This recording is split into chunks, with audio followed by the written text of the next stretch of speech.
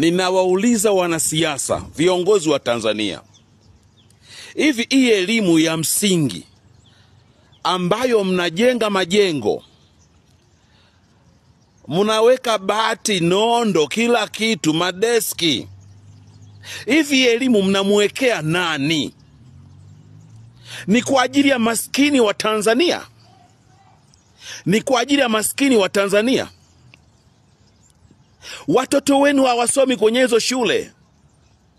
Watoto, hakuna mtoto wa mwanasiasa anayesoma shule hizi za kawaida hizi, St. Kayumba. Kwa bahati mbaya, watoto wa afisa elimu hasomi hizo shule.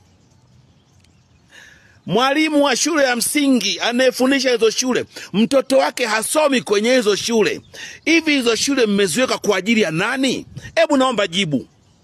Hizo shule zipo kwa ajili ya nani? Naomba majibu yenu, wanasiasa na viongozi wa Tanzania. Mbona mnachezea wa Tanzania? Nachoka baba yenu Clemence Mwandambo, ninachoka, nimemaliza.